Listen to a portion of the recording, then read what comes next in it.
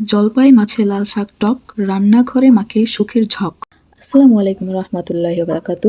তো আজ আপনাদের সাথে সেরকমই গ্রামের একটি ট্রেডিশনাল রান্না শেয়ার করতে যাচ্ছি, যে রান্নাটি আমার আম্মুকে অনেকবার করতে দেখেছি।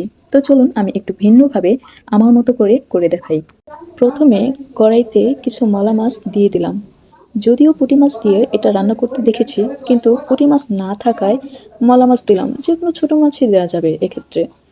তারপর কিছু পেঁয়াজ কুচি দিলাম, কাঁচামরিচ ফালি দিয়ে দিলাম, অল্প করে রসুন কুচি দিলাম, পরিমাণ মতো লবণ, 1 চা চামচ মতো করে হবে জিরা বাটা, 1 চা চামচ হলুদ, অল্প পরিমাণে তেল দিয়ে আগে পেঁয়াজ কাঁচামরিচগুলোকে ভালো করে মিশিয়ে তারপর মাছগুলোর সাথে ভালো করে মাখিয়ে নিব। সুন্দর করে মাখানো হলে এই পর্যায়ে দিয়ে দিব লাল শাক। সবগুলো লাল শাক দিয়ে সুন্দর করে মাখিয়ে নিব নিচের মাছগুলো উপরে দিয়ে। তারপর এতে দিয়ে দিব পরিমাণ মতো করে পানি। পানিটা একটু বেশি করেই দিতে হবে, কারণ এটা ঝোলের মতো হবে। এবার ঢাকনা দিয়ে ঢেকে চুলায় বসিয়ে দিব। একটা বলক আসলে একটু নেড়ে চেড়ে দিয়ে দেন, আবার ঢাকনা দিয়ে ঢেকে দিব।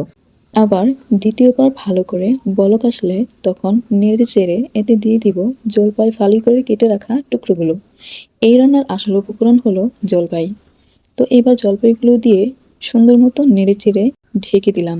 10 মিনিটের মতো রান্না করব। এবার চলে গেলাম বাগার দেওয়ার পর্বে। আরেকটি কড়াইতে অল্প পরিমাণে তেল দিয়ে দিলাম। তেল গরম হয়ে এলে এতে দিয়ে দিলাম রসুন কুচি। বাদামি কালার হওয়া অবধি ভেজে নিব এই রসুনগুলোকে।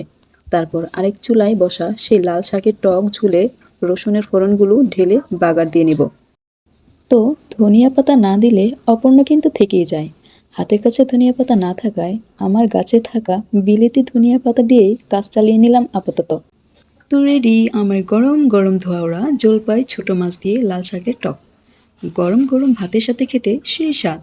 একবার হলেও ট্রাই করে দেখবেন এই জলপাই ছোট মাছ দিয়ে লাল শাকের টক ঝোলটি। এই রেসিপিটি ভালো লাগলে লাইক কমেন্ট করতে ভুলবেন না।